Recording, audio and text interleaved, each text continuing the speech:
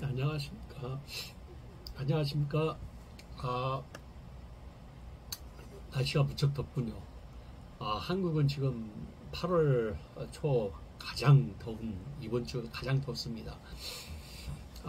제가 밤에 잠 설치고 낮에 이렇게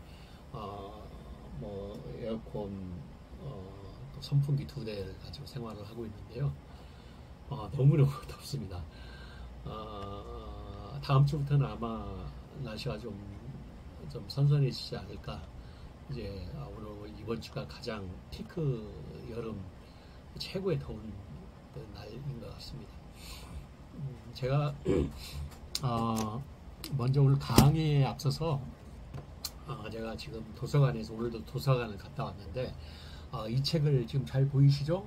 다문화 사회의 선교라는 이 책입니다. 이게 이제 한국 선교 신학회에서 나온 그 논문 자료, 발표 자료인데 전국의 교수님들 각 교수님들 한 10명 정도가 발표하면서 썼던 다문화 선교에 대한 부분을 썼던 책입니다. 그래서 제가 이 책을 지금 열심히 부지런히 읽고 있는데 정말 배워야 할 것도 많고 또 제가 앞으로 그 아산 관리협회를 통해서 해야 할 일들을 이 책을 통해서 지금 많이 참고를 하고 있습니다.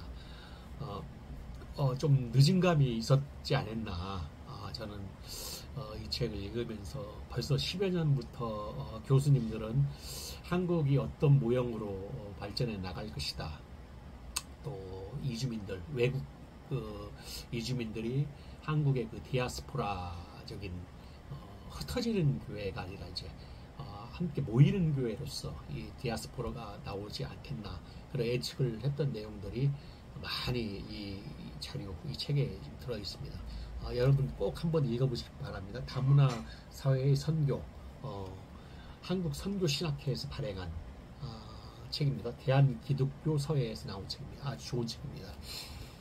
제가 오늘 또 강의 서머리를 아주 중요한 부분을 지금 해야 하기 때문에 오늘 너무 공부를 많이 해가지고 눈이 좀 피곤한데 오늘 꼭 이번 주에 올려야 할 내용이 있어서 제가 이렇게 자리에 앉았습니다. 오늘 이제 2부, 3부 순서로 선교와 문화, 토착화 문제에 대해서 제가 서머리를 할 예정입니다. 다음 주에는 기독교와 타종교, 이 두 가지가 가장 중요한, 선교에 있어서 가장 중요한 챕터이기 때문에 오늘은 선교와 문화, 토착화 문제, 한국 내에서 토착화 문제라든가 그런 부분을 말씀을 드리려고 합니다. 자, 6장 선교와 문화, 토착화 문제에 대해서 제가 지금 시작하도록 하겠습니다. 선교는 엄밀히 말하자면 타 문화의 사람들에게 복음을 전하는 것이다 라고 이렇게 정의를 하고 있죠. 자, 선교학에서 문화 인류학이 중요시 되고 있습니다. 선교사란 어떤 면에서 자기 문화를 가지고 타 문화에 들어가기 때문에 토착 문화의 파괴자로 오해를 받아서는 안 됩니다 라고 이렇게 얘기를 하고 있습니다. 자, 선교라는 것은 다른 문화와 풍습과의 만남이라고 해도 지나침이 없습니다.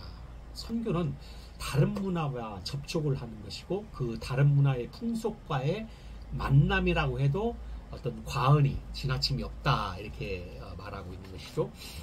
그러니까 타문화권에서 선교에 실패하는 주된 이유는 때로는 신학적인 문제보다 어떤 문화적인 문제의 그 차이점, 문화적인 이질감에서 오는 해석을 제대로 못하는 그런 차이점에 인해서 선교가 실패하는 주된 원인이 있다 하겠습니다.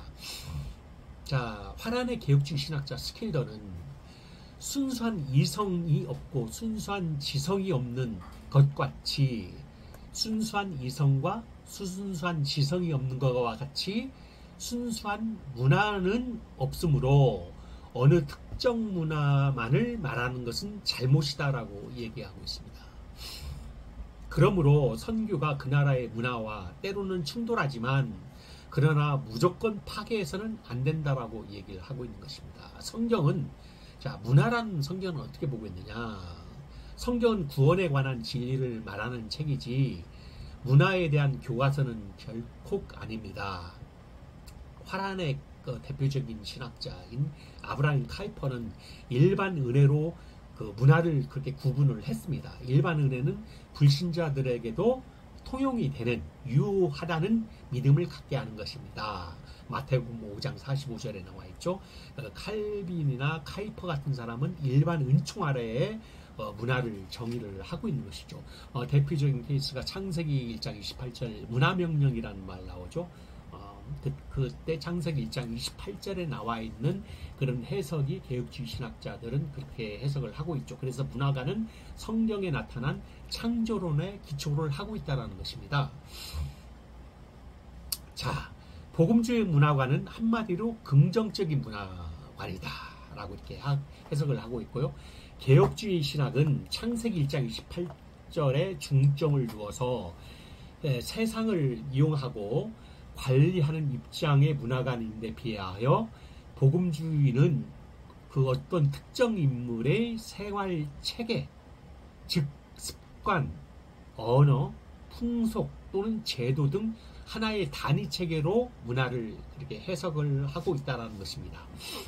자, 신자와 문화의 관계. 자, 신자와 우리 믿는 성도와 문화의 관계는 어떤 관계가 있느냐?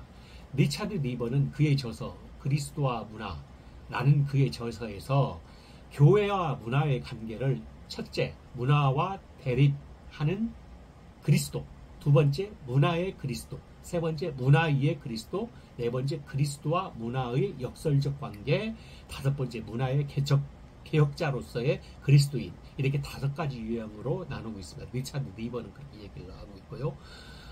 그 외에 이제 우리의 문화가는 한마디로 문화 속의 죄악을 보면서 어떤 문화 안에서 그 죄된 죄악의 모습을 보면서 동시에 문화를 결코 또 부정할 수는 없다는 입장이죠.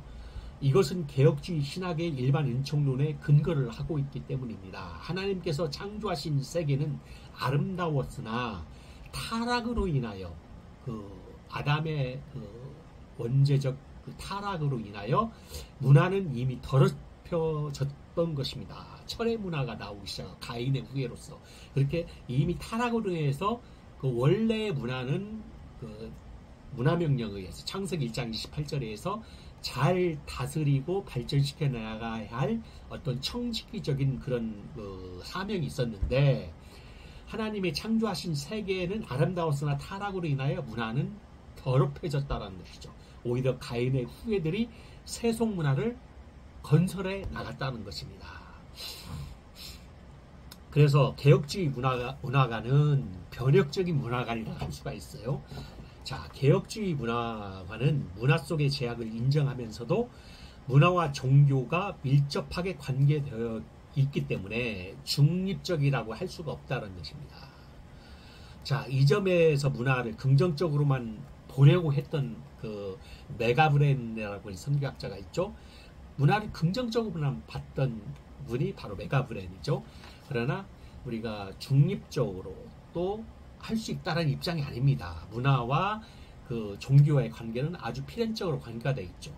하다못해 지금 제가 이렇게 얘기를 하고 있는 그 어떤 유튜버라든가 또 스마트폰으로 지금 촬영을 하고 있고 뭐 줌이라든가 하고 있는 것도 다 어떤 그 기계적인 문화가 과학적으로 발전이 돼서 이렇게 스마트폰을 우리가 쓰고 있죠. 이것을 어떻게 우리가 문화와 종교 안에서 성경 안에서 어떻게 이것을 발전시켜서 회복의 관점으로 구속의 관점으로 우리가 잘 사용할 수 있는가 이런 것이 이제 세계관적인 관점인데 이 부분은 제가 다음에 기회가 되면은 복음과 하나님 나라 즉 하나님 나라의 세계관 성경적인 세계관에 대해서 제가 한번 언제 이 강의가 끝나고 한번 그 강의를 한 7번에 걸쳐서 한번 발표를 할 계획이 있습니다. 그때 많은 기독교적인 세계관에 대해서 많이 관심을 가져주시기 바랍니다. 자, 이어서 하나님께서 아브라함을 갈대아 우르에서 불러내신 것은 우상적 문화로부터 분리를 했다는 의미입니다. 자, C.S. 루이스는 신자가 세속 문화를 이용하는 것은 이스라엘 백성이 칼을 갈려고 블레셋 진영으로 간 것에 비유를 합니다. 루이스의 주장은 이방인을 대중시키기 위하여는 그들의 문화를 먼저 알아야 한다고 하면서 그들의 스포츠로 이방인을 이기라는 것입니다. 이것은 루이스의 사상만이 아니라 헤르만 바빙크나 반틀 같은 개혁주의 신학자들도 같은 입장을 취했습니다. 특별히 반틸은 언약을 지키는 자들은 언약 파괴자들의 작품을 이용할 수 있다. 솔로몬이 레바논의 백항목을 이용하여 성전을 건축하였으며 심지어 이방인들의 기술을 이용하였음을 우리는 잘 알 수 있다고 지적하고 있습니다.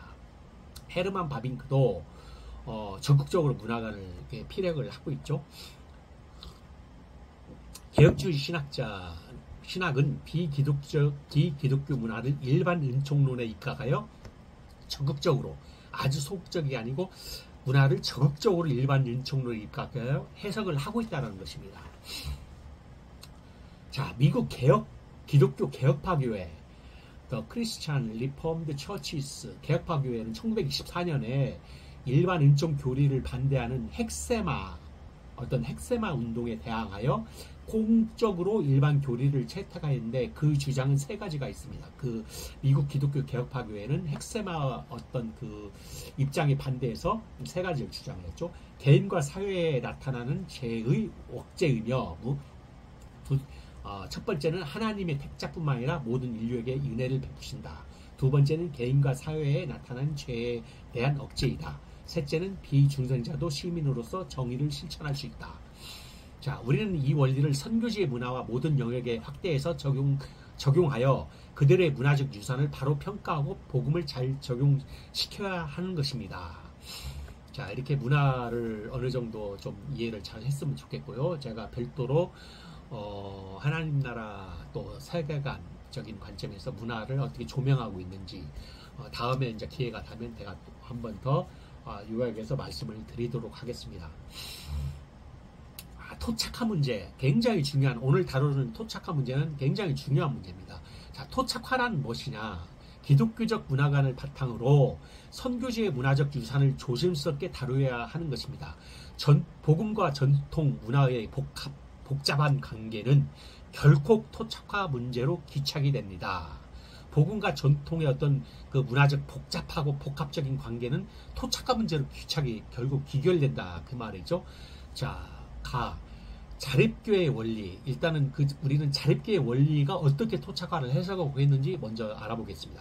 피선교지 교회가 선교사와 선교교회로부터 그러니까 선교지의 대상인 피선교지, 채택된 어떤 선교 대상의 교회가 선교사와 선교교회로부터 재정, 행정 등에 완전히 자립하는 것이라는 것입니다. 자립계의 원리는. 이것은 한국에 처음으로 적용된 바로 네비우스의 원리인 유명한 자립, 자치, 자력 전파는 바로 토착화의 원리에 입각하고 있다는 것이죠. 이것이 네비우스가 이 원리를 만든 것이 아니라 이것은 미국 해외 선교회 앤더슨과 영국 교회 선교회 벤이 먼저 주장한 선교 원리에 입각한 이 피선교교회의 자립을 강조한 것입니다. 복음이 전파될 때 전달자의 문화가 아닌 수용자가 문화 바탕 위에 복음이 심어져야 한다는 원리입니다. 전달자의 문화가 아닌 어떤 받아들이는 선교지에서 받아들이는 수용자의 문화 바탕 위에서 복음이 심어져야 한다, 그런 이해를 하고 있는 것이죠. 자, 토착화란 복합적인 면이 있습니다. 복음이 선교지 문화의 옷을 입되 혼합적 기독교가 되지 않는다는 것을 의미합니다. 토착화는 어떤 선교지의 문화를 입는지만 어떤 혼합적인 기독교가 되지 않는다는 걸 의미하고 있죠. 자, 토착교회란 동양이나 서양의 교회가 그 땅에 뿌리를 받고 그리스도에 복종하여 그 환경에 자연스럽고 친숙한 사상과 행동 양상을 사용합니다. 선교교회가 그들의 신앙 고백과 의식에 기록한 경험과 교훈을 염두에 두면서도 피선교 교회가 새 언어로 같은 복음을 전하려고 시도하는 것입니다. 즉 그 나라의 문화적, 종교적 유산과 어떤 밀접한 관계를 유지하면서 전하는 것입니다. 토착화란 어떤 원주민에 의한 원주민의 교회가 건전한 원주민의 문화 바탕 위에 세워지는 것을 말하는 것이죠.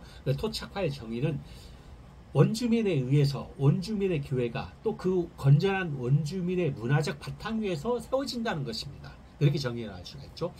그러니까 토착화를 나쁘게만 보는 게 아니라 선교라는 측면에서는 건전한 바탕 위에서 그 어떤 복음이 심어진다는 그런 해석을 하고 있는 것이죠. 기독교가 인도에 들어올 때 인도 사람들은 서구 선교사들에게 이렇게 얘기를 했습니다. 복음을 서양의 화분에 심어 가져오지 말고 복음의 씨를 우리에게 가져와서 그것을 우리 땅에 심어라 라고 이렇게 요구를 했던 겁니다. 한국교회는 이와 달리 아시아의 다른 나라 교회들은 한국교회는 달리 아시아 나라 교회들과 달리 자기들의 문화적 유산에 대해 매우 자긍심을 가지고 토착화를 실천한 교회가 많이 있었습니다. 한국교회는 대표적으로 많이 있었죠. 그들은 서양의 옷을 입은 기독교를 배격을 했고 아시아 나라들 중에서 서구 식민주의를 체험하지 않은 한국과 태국을 제외하고는 반서구적 감정이 팽배하여 있었습니다. 한국교회는 서양 옷을 처음에는 굉장히 배격을 했죠. 그렇지만 어떤 그 반서구적 감정이 처음에는 시도가 되었으면은 한국교회는 대표적으로 어떤 입장을 처음에 가졌냐. 많은 사람들이 순교를 했죠. 한국교회에서 토착화 문제 때문에 제사 문제라든가 17세기 말부터 들어와가지고 19세기에 많은 선교사들이 외국에 들어와서 많은 순교를 당하고 죽임을 당했죠. 3.1절 운동으로 대표적으로 민족주의의 등장 첫 번째. 우리가 3.1운동 교회의 성장에 도움을 준 것은 사실입니다. 3.1운동이. 그러나 배타적 민족주의는 오늘날 서구 선교에 대해 선교사는 물러가라 라고 하는 외치는 선교의 일시 중지를 요구하기도 했다라는 것이죠. 조선 말에 대표적으로 세국 정책을 시행한 흥선대원군 같은 경우가 바로 아주 강력하게 민족주의를 주장하고 많은 동학 운동이라든가 그런 많은 일반 농민운동 같은 그런 부분들이 대표적으로 서구 문물은 배척해내가는 동학이 대표적인 사례가 되겠죠. 그런 부분들이 이제 민족주의에서 토착화와 디퍼런스한 많은 그런 사례가 있습니다. 한국도. 민족주의는 문화적 복구주의를 초래했다는 것입니다. 문화복원운동이 따라오기 마련인데 이러한 문화적 복구주의는 외래 문화의 배타적 입장을 취하고 있다는 것이죠. 세 번째, 아시아 종교부. 기독교. 서구의 종교학자들은 처음에 이방 종교들은 다 기독교보다 열등하다고 서구의 종교학자들은 그렇게 생각을 했어요. 비선교적이다라고 단정을 했어요. 그러나 물론 기독교와 타 종교와의 관계는 어떤 우월과 열등의 관계가 아니라는 것이죠. 참과 거짓의 관계라는 거예요. 그걸 명확하게 인식을 해야 되는 것입니다. 그러니까 서구 종교학자와 같이 동양적인 것은 열등하다라고 생각을 했는데 그는 비선교적인 어떤 나쁜 잘못된 단정이죠. 그건 타종교의 관계에서 어떤 우월과 열등의 관계가 아니라 참과 거짓의 어떤 관계에서 우리가 해석을 해야지, 접근을 해야지, 우월과 열등의 관계로 해석하면 이런 충돌이 생길 수밖에 없습니다. 그래서 토착화의 문제, 문화의 갈등 문제는 항상 이런 어떤 참과 거짓의 문제에서 우리가 진리 안에서 우리가 선교를 해야 한다는 것이죠. 자, 토착화의 그런 방법에 대해서 제가 설명을 드리겠습니다. 현대 선교신학은 토착화의 방법론에 대해 아직 일치점에 도달하지 못하였습니다. 과거에는 용어에 있어서도 토착화로 사용하여 왔으나 70년대 이후에는 상황화로 표현하는 이들이 있습니다. 대만의 신학자 코라는 사람 토착화라는 용어는 전통 문화의 복음을 적용시키는 문제만 치중하여 과거 지향적이요 현실의 정치, 경제, 사회면 전혀 고려의 대상이 되지 않았기 때문에 토착화보다는 더 폭넓은 상황화로 대치해야 한다고 제안을 한 바가 있습니다. 그래서 현대 선교는 과거의 토착화라는 용어보다는 상황화를 토착화로 대신해서 사용을 하고 있다는 얘기죠. 상황화라는 용어를 토착화보다 보편적으로 많이 사용을 하고 있다는 얘기입니다. 그러나 우리는 토착화와 상황화를 분리해서 취급해야 합니다. 우리는 여기서 상황화와 토착화를 분리를 해야 한다는 얘기예요. 자, 토착화의 방법론에 대해서 4가지로 요약을 할 수가 있습니다. 첫째, 수능설. 둘째는 소유설. 셋째는 변형설. 넷째는 적응설. 4가지. 그러면 이제 첫 번째 수능설이 뭐냐? accommodation.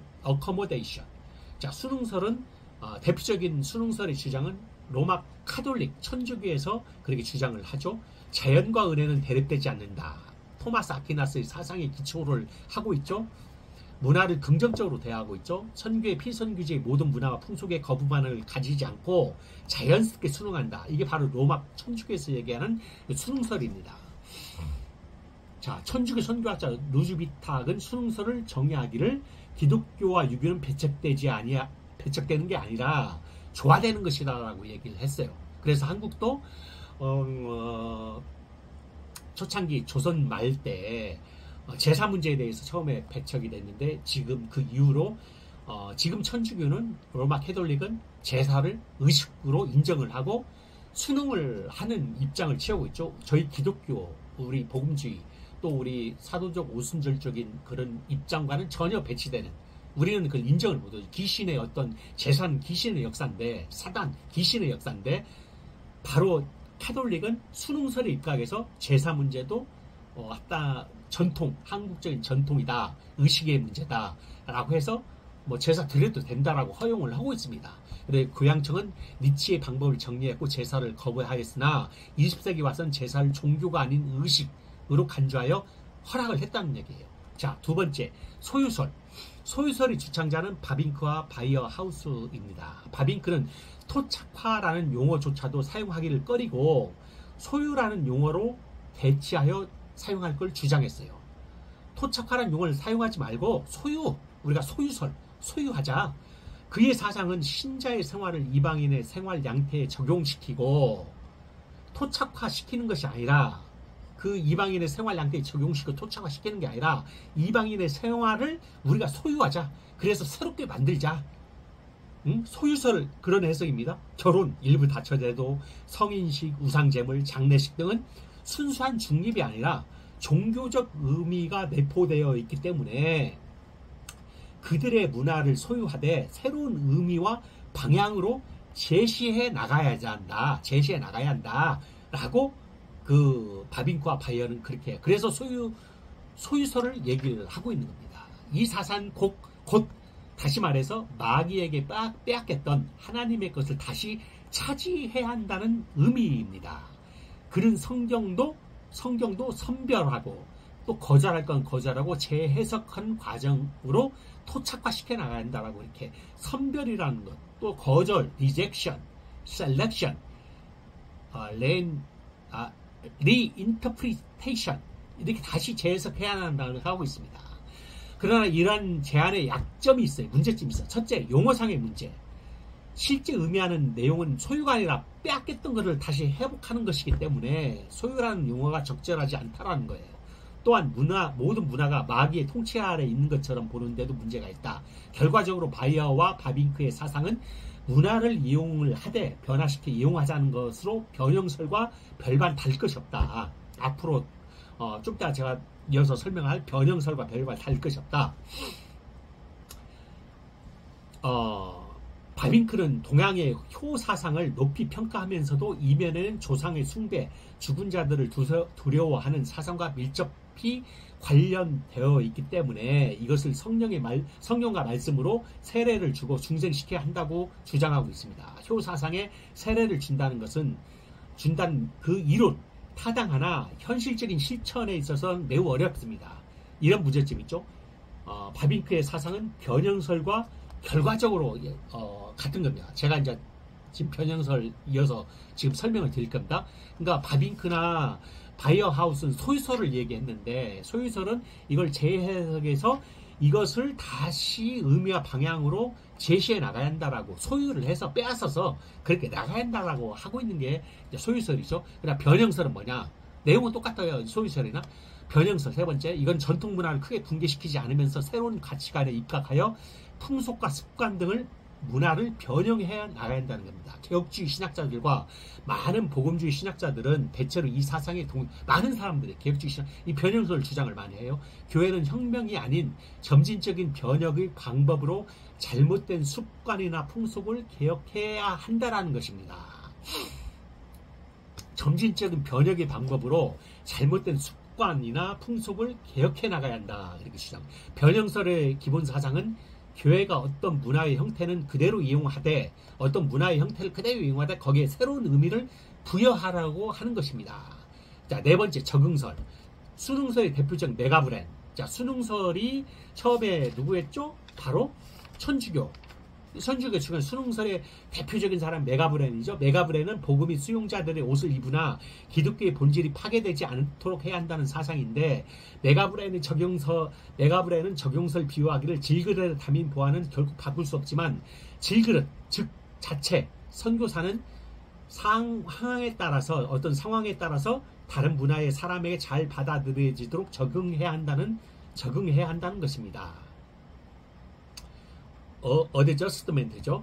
그래서 메가브랜 교수는 모든 문화의 권위는 하나님께로 온 것이기 때문에 각 문화는 동등한 가치를 가지고 있으므로 존중을 해야 하며, 따라서 기독교는 어디서든지 하나님께서 주신 계시를 바로 유지하면서 상황에 맞추고 또 다른 문화에 적응해야 한다는 것입니다. 자, 메가브랜의 토착화론, 천주교의 수능설과 유사한 것 같으나 차이가 있다. 수능설은 어떤 성경의 근본 진리를 파괴하면서도 토착 문제에 순응함으로써 문화의 습관에 있어서 성경적인 것과 비성적인 것을 구분하지 않으려고 하는 문제점이 있죠. 메가브랜은 문화에 대한 어떤 적응은 거부돼야 하며, 비성경적인 풍속과 습관에는 적용하지 말 것을 강조했습니다. 그는 기독교 1, 기독교 2, 기독교 3, 기독교 4 그런 식으로 이렇게 나눴죠. 자, 그렇다면 여기서 제일 중요한 결론. 토착화에 대한 성경의 원리는 어떻게 얘기하고 있냐. 우리가 선교에서 토착화를 성경에서는 어떻게 얘기하고 있는지 결론을 말씀드리겠습니다. 대표적인 신뢰로 요셉의 역사에 대해, 대표적인 신뢰로 요셉의 역사를 우리가 볼 수 있어요. 요셉은 신앙이 철저한 인물이지만 애굽의 총리가 되었을 때 애굽의 이름을 가졌습니다. 요셉은 애굽의 문화에도 적응했습니다. 그는 이방인의 타락한 윤리는 단호하게 배척을 했죠. 창세기 39장 7절에 나와 있죠. 이방의 문화에 적절하게 적응을 또 균형을 잡았다는 것이죠. 요셉은.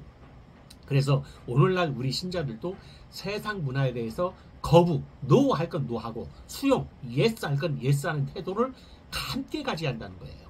신약에서도 여러 예가 있지만 당시 예수님, 유대인들의 풍속과 전통을 무조건 따르지 아니하고 신랄하게 비판을 하고 개혁하였었습니다. 예수님도요. 예수께서는 장로들의 유전, 전통을 비판은 하였으나 깨끗한 것과 더러운 것에 대하여 유대 지도자들의 잘못된 고정관념을 시정하였고 안식일을 바로 지키는 법을 가르쳤습니다. 이것은 유대의 잘못된 전통 문화에 과 풍속에 대한 도전이었습니다. 이로 인하여 예수와 그의 제자들은 핍박이 불가피했습니다. 따라서 예수님도 그렇게 한 바 같이 토착화란 잘못된 전통 문화를 무조건 수용하는 것이 아닙니다. 명심하십시오. 토착화는 무조건 수용하는 거예요. 핍박을 각오하더라도 거부하고 개혁해야 한다는 것입니다. 우리가 핍박을 각오하더라도 개혁해 나가야 한다는 거예요.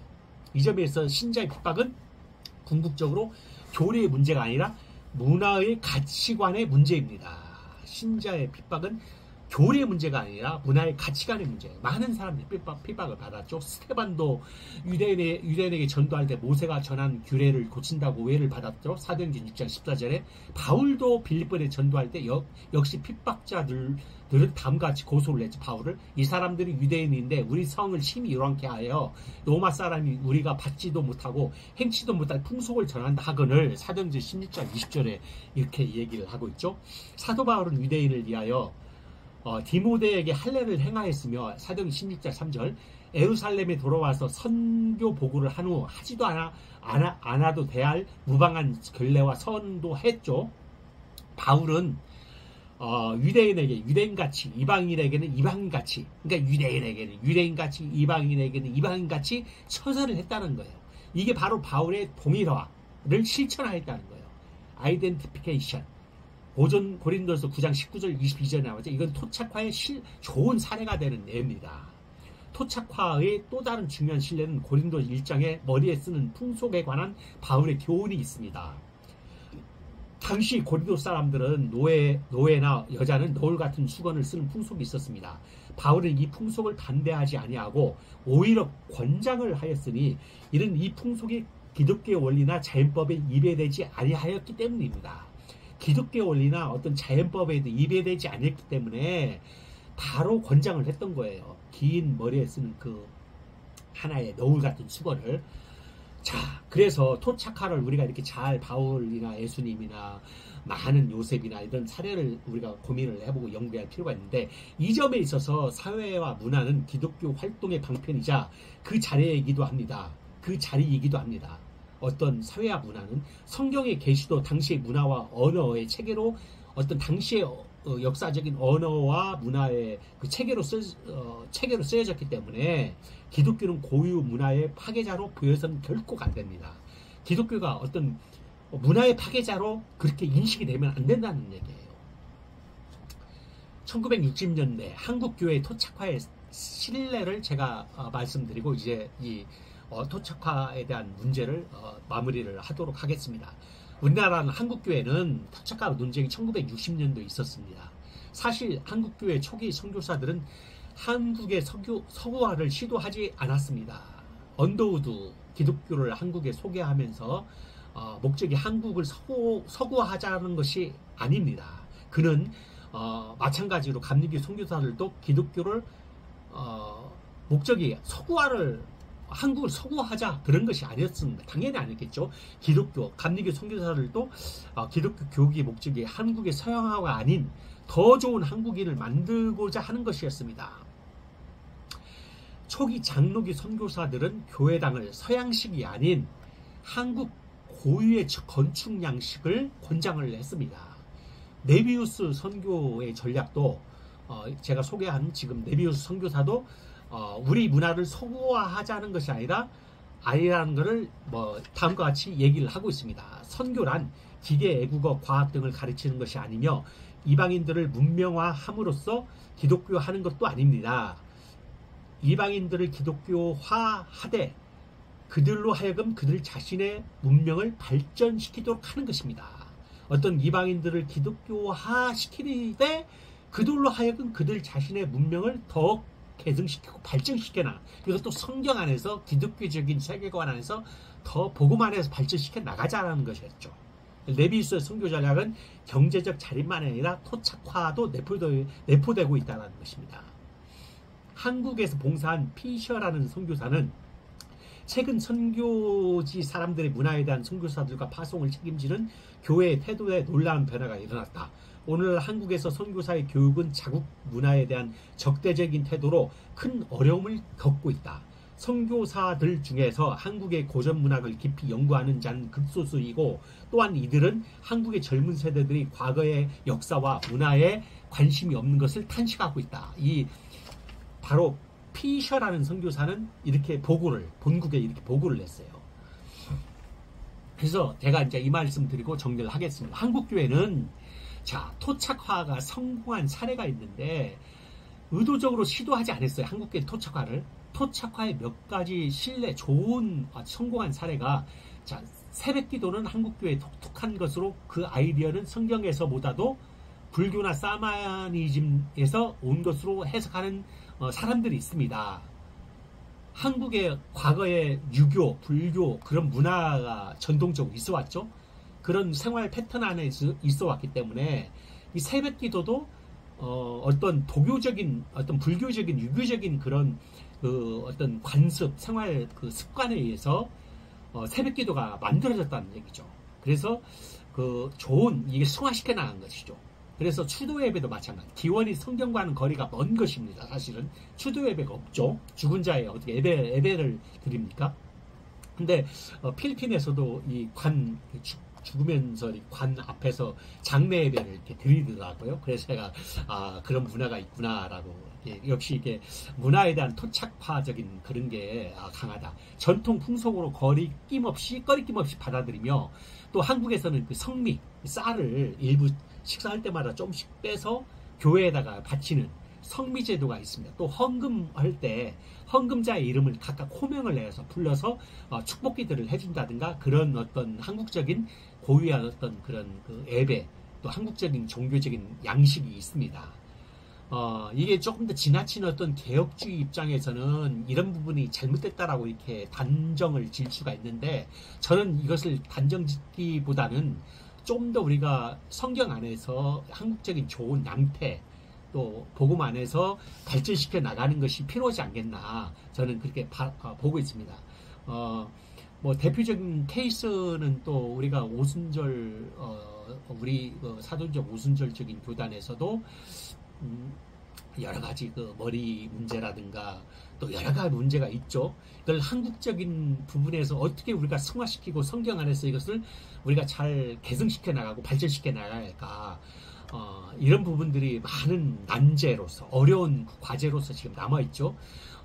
외국 것이, 또 미국 것이, 그게 제대로 한국에 들어와서 어떤 문화, 기존에 있는 생활 습관이나 문화나 어떤 양식에 어떤 반대되고 충돌되는 것이 아니라 서로 융화돼서 더 복음 안에서 선교적으로 더 발전시키고 개성되어 나가는, 그게 바로 필요하지 않겠나, 저는 그렇게 바라봅니다. 한국적인 그 특수 상황을 고려해서 교회가 성장되길 바라는 것이죠.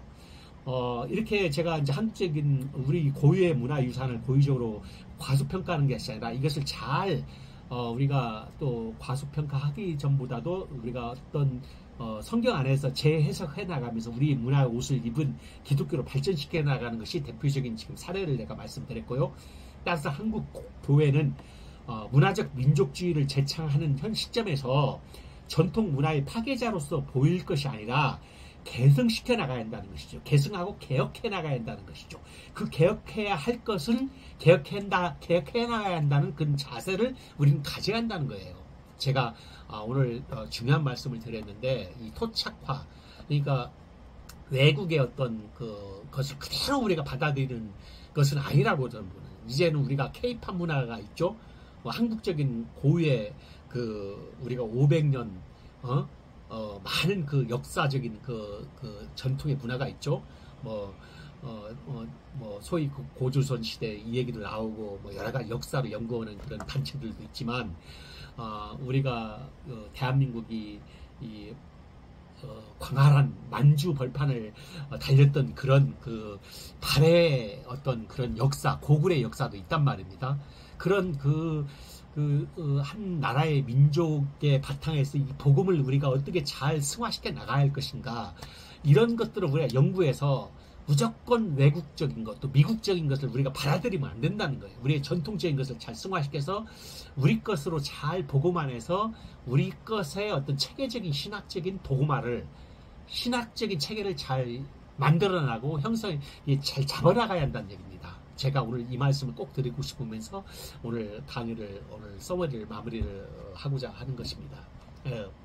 날씨가 무척 덥습니다. 건강 조심하시고, 다음 주에는 기독교와 타 종교, 종교신학, 타 종교인에 대해서 우리가 어떻게 선교적인 전략을 가져야 하는가, 기독교와 타종교에 대해서 아주 매우 중요한 어떤 강의입니다. 그래서 다음 주에는 그 한 챕터를 또 하고, 오늘은 이 토착화에 대해서 오늘 말씀드렸습니다. 정말 중요한 내용이기 때문에 제가 이 챕터만 오늘 집중적으로 지금 한 40분 가까이 했는데, 조금 더 강의를 잘 다시 한번 리바이벌 들어볼 필요가 있겠습니다. 감사합니다. 다음 주에 뵙겠습니다. 건강 조심하세요.